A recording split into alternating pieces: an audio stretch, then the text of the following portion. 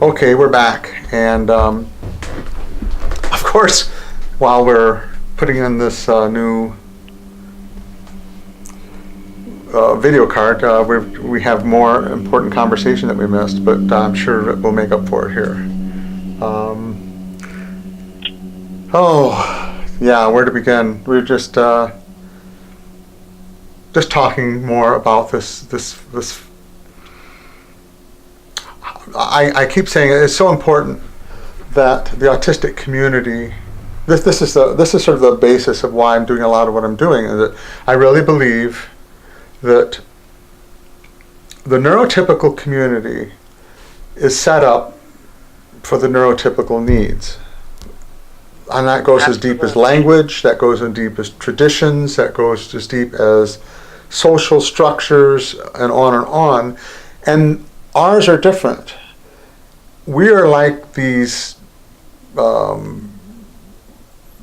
aliens that, I guess really in a lot of ways we have been isolated all of our lives.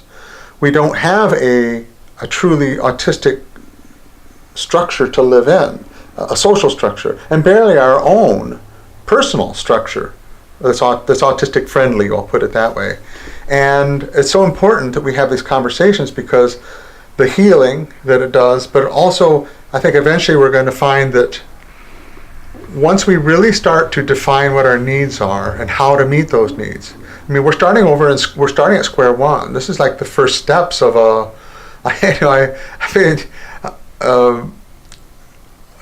really is. It's like we've just been welcomed into the fleet. Yes. Okay, so now where are we going to park them? What are we going to feed them? How are we going to keep them happy? Yeah. And make them productive? I mean, can you imagine?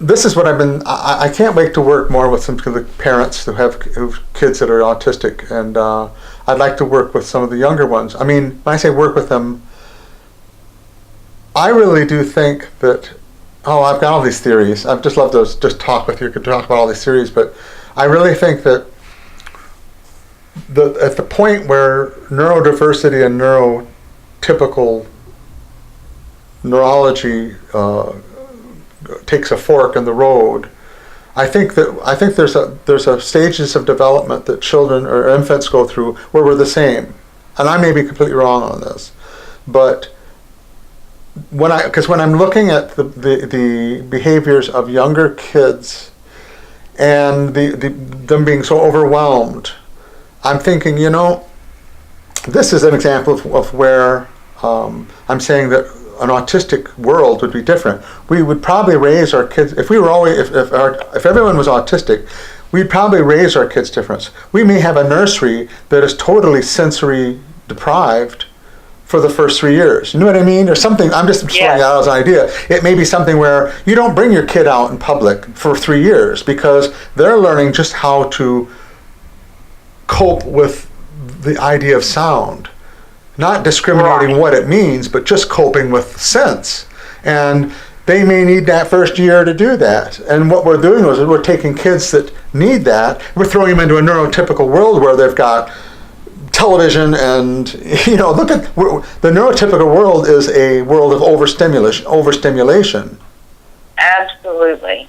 Period. And even though some of us are sensory seeking, as that would be a big divider line. I think even the sensory-seeking autistic individual is going to be much more happy in a quieter environment with less stimulation overall than a neurotypical person of that same age. It's almost like they let so much go to ground, it doesn't have an impact on their system. Yeah, right. Yeah. And we feel every little impact. Yep. And it all ties together. And it's funny when you look at the medical explanation and definitions of autism, it is from a neurotypical perspective. It's the best they can do to describe it. But it makes sense to me. This has been fascinating about this journey to me. It's like oh, that's why I do this, or and I can use this now, but the reason that we're direct in our communication, the reason that we seek patterns and do things in patterns, it's a way of coping and managing with the massive amount of information that we process. I mean, it's in a sense, I don't want to say we're simplifying it, but it's putting it in a manageable form, and that's why I think we come across as direct, because it's like, why are you? It's like communication, we'll say. It's you get to the point. You choose your words carefully. It's an efficiency. It's an efficiency in the way we approach stuff. It's not Does that make sense? I mean, it does, absolutely, because we spend so much of our time spinning our wheels, even when we make every attempt from the time we open our eyes to be clear in our communication, so that we may acquire the knowledge that we need to function, yeah, and to make the people around us happy and satisfied. But very rarely, I mean, I would guess the percentage of the time that I get the information that I'm actually asking for from someone, maybe 3% of the time do I get what I am looking for, even with me going to great pains to be as clear as possible. You just struck a nerve. All of the relationships that I have been in have fallen apart because of that. The last relationship I was in, which was 17 years ago, 18 years ago, and was borderline marriage. I mean, it was, actually the lady, I have to talk about this because this gives us so ripe in examples of the disconnect. And looking back, of course, I look back now, of course, as Jerri was saying, this is Jerri Atkins too, by the way, that I know from the ASD Village, the Facebook group that we've all met on. But you go back through, and you were talking about the fact that we have this, we went through our lives like keeping hold of all these experiences as if we were almost as if we were going to analyze them later. It's like hold on to these because these are going to be useful. This is going to help explain things. Well, I've gone through, of course, relationships, and the number of times that that you go back and go, oh, yes, that girl that I was attracted to was giving me every clue in the world she was attracted to me, and I was there talking about, I don't know, whatever, I mean, it was like just completely past me, through me, whatever. Well, this last relationship, I know that she was dropping hints if she wanted to get married. I mean, and it's almost comical. Not comical at her expense, but in my expense, really, that, I mean, I think she had gotten like Bride magazine or something she had subscribed to. So, all these things were coming in, but I remember we had our problems, and I think all relationships did, and I kind of overlooked that, especially then, but I mean, I didn't know that I was having problems. Right. But it really what boiled down to, I remember I was spending literally hours, she'd come home from work and there'd be something she was angry at. And I would spend literally hours, okay, I mean, I was like the intense therapist, I was like, okay, what's going on here, and what blah blah, and try, and I mean, I was like just bubbling inside with frustration and misunderstanding, but I was on the outside. It was the beautiful mask of, okay, what's going on, and it always boiled down to some sort of indefinite thing at work or something, and it was like that night after night after night. And I think at one point I just said,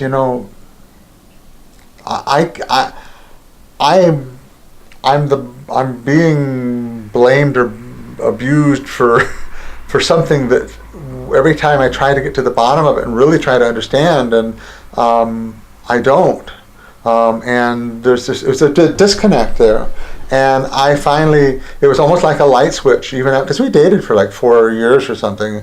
And I just was like, okay, this isn't going to work. Yeah. And that was the end of that relationship. And it was, I don't know. It's just, but that's just like, I don't know if you remember, I did a poster. I do these graphic arts things that I will put up once in a while, but it was of this guy that was walking through an area that a tornado had just gone through, and it was just this was like toothpicks, that he was walking through. And I said, you may have thought this is where a tornado went, but it wasn't. This is what a person who's late diagnosed sees when they look back on their life, And it was something like that I wrote, but there's some real truth to that. There's just it's a debris field. There is, and I know there's frustration on the neurotypical side of the equation as well.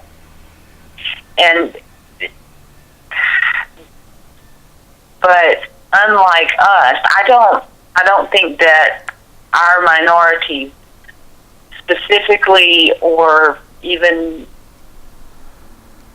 considers that the neurotypical world is to be blamed.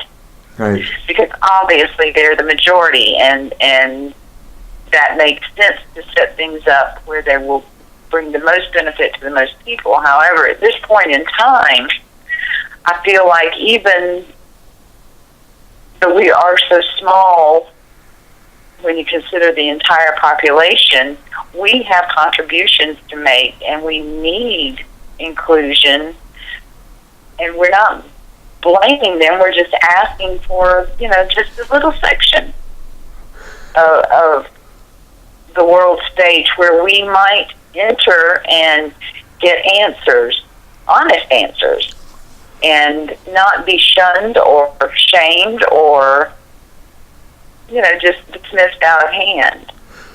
Well, I talked about this recently. Yesterday was a bad day for me because I tried to make this video, and I literally had like 8 or 10, 11, 12 times that I had to do it. So this is like at least 10 minutes per video. So what is that? At least 2 hours that I sat here and just said it. But one of the things, this was a topic I came on, and I said, I really think, okay, I started this at the basis of saying that the way that we understand things is by contrast. I know that something's hot because there's something that's hotter or colder. I know that this is an opportunity for humanity to have a contrast with itself, as far as if the neurotypical mindset is something they don't see, just like we don't perceive our own autism, they don't perceive their own neurotypical makeup and functions. And by being able to contrast it with our perspective and recontrasting with theirs, we've got so much that we can learn about humanity as well as ourselves and each other. You see Exactly. And so I think this is we're at the forefront of an amazing time. It sounds strange for humanity as I sit in my over-cluttered room with my equipment and cords, and I really feel that we're on the edge of something beautiful here. I hope so. Yeah. I hope we've arrived at a cusp in time where it's hard to imagine if you look at the news that we are, because people are so very angry. Yeah. But I know. There's that, and yes, there's that whole side of it. There really is. Who knows? But that's why I think a videotape like what we're making now is so important. It's so important for the people with autism to see, and also important for people that are neurotypical, because I think they both both sides will expand themselves and their awareness by hearing this, because I've learned a lot just talking with you. Again, that whole healing process is, I don't think we can do, a part of the reason all those scars are there is because we had to do what we did alone. And when you finally get in touch with community and people that can really understand, you can you can grow and you can heal and you can put what should be in the past and take forward what should be taken forward, and you can't sort that all out if you don't have a firm understanding of I guess in our perspective that we're autistic. Right. That gives the why and the wherefore, Yeah. and gives you a basis to operate from. Yeah, exactly. The justification and validation that a neurotypical mind gets just from their existence amazes me. Yeah. It's almost like it's automatic. They get their pats on the head from their environment around them, whereas the same exact experience would be perceived by a person on the spectrum, not as a pat on the head, more like somebody slapping you on the back of the head and saying, "Come on, can't you get it?" Yeah. Well, I also, what do they say? Familiarity breeds contempt, and I think this may be one of the positive contributions if people would listen to what the people who are autistic have to make, and that is that this is all new to us. This is something that we still do appreciate, and it isn't. It's not something that we take for granted. I mean, I don't think for the rest of my life I will take some of the simplest things for granted. It's just it's just amazing. And and that's what perhaps been one of the biggest differences between the two groups from birth and at any age and stage up to 80 is that we never will forget or not acknowledge the simple, the beautiful, the truth, the real. Wow. It seems like to me that neurotypicality in some respects seems to plug you into a lot of things that are, they're exciting and they're bright and they're loud and but they don't have a whole lot of meaning when you step back one step and look at the actual force and meaning of the universe and what is really going to make a difference 5 years down the road. Is it, I messed that whole thought up. No, you didn't. Not at all. I mean, or if it did, it maybe on a neurotypical level you did, but it made perfect neurodiverse sense. Seriously, I'm right there following you. I'm so confused by what consumes most people's time and yes. just almost exclusively. Yes. That they don't have the desire to explore things that, to me, oh my goodness, you want to see somebody giddy, set me loose in an old hardware store or a bookstore or take me to a museum, the attic of an old house. It doesn't matter, but they're very different and odd to the majority of people. Yeah. The whole process of rediscovering your autism after you find you're diagnosed it's an evolution. It's a growth. Because this is how it was for me, and it sounds like it is a fairly common experience. And that is we were talking about these memories that we have preserved, and you go back and you basically relive them at some level, and you completely change the context. But I'm just this is one of those thoughts that kind of it's like this. Okay, and it just kind of phased out. Sorry. But go on. I'm completely at a loss. Well, when you said that, it made me think, just talking even to my sister, she'll tell me, remember, she'll start a conversation. Remember when we were 12 years old and we went to, say, Disney World for 2 weeks? And I go, I'm totally blank on this. Until she says a few more things, and then I remember, yes, I was there. Yes, I was there. It was not a good trip, but I was there. I remember that. But a lot of the memories that we've stored and saved, we're going to come back to, those memories are completely blank in terms of what department of the mind they're stored in.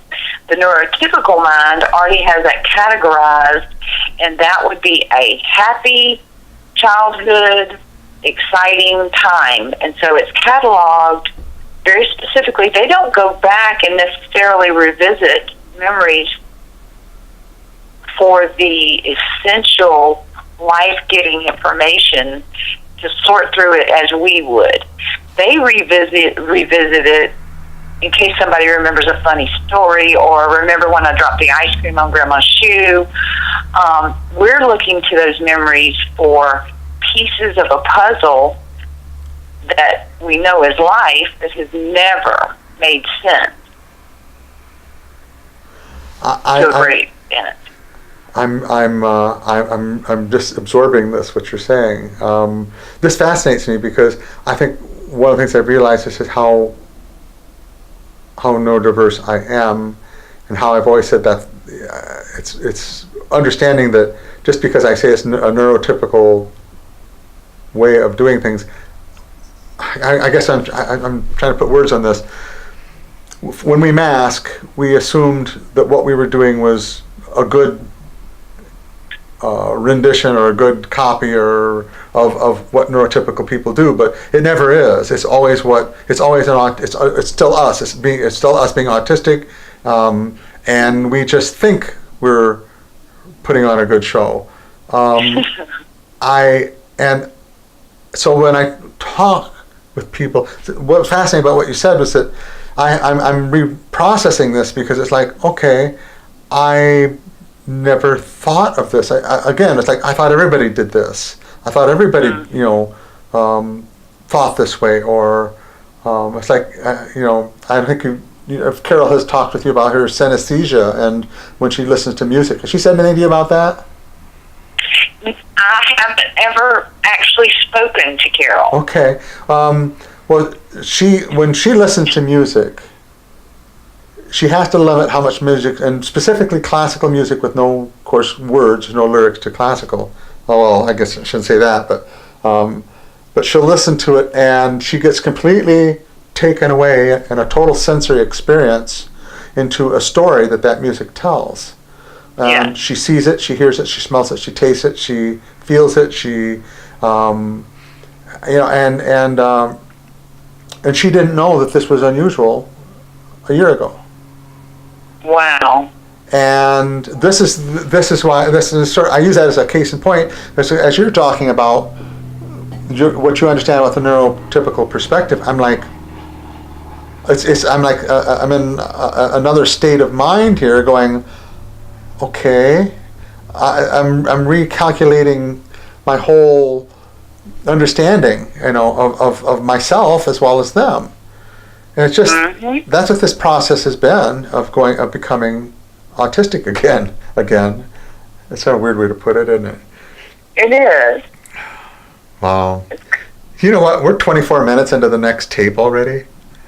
Oh my gosh. I know. I'm glad I don't have if we had cookies, we could go 24 years. Oh, I know. I seriously, look, we got to do this again. I think it'd be fascinating. I'd like to do it just for me, even if I don't record it, just to talk with you. But I will record it. We're 24 minutes and 30 seconds already into this next tape. By the next time we record, I'll have the other editors where I can actually edit the high definition, where I have no limit on how many hours we can talk. Well, limit, but not that we'd need to sleep in there at some point, Yeah. So, I just think this has been, I'm going to cut it short because I think by the time we actually do say our goodbyes, it's another couple of minutes will go by. But I just want to really thank you, and I hope we can do this again. Absolutely. It's been my pleasure. And I will send you the link to all this that you can see. You bring a smile to my face many, many days. You know, you have been a supporter, and you of all of us. You just by the nature of who you are, and I'm glad that what we do helps you too. Well, we've got a lot to talk about to continue on, and I thank you. We don't have to hang up, but I'm going to actually probably cut the video off. So I'm going to say sayonara on the video and get this out on the get this edited and ready to go. So thank you all for watching, and we will do this again soon.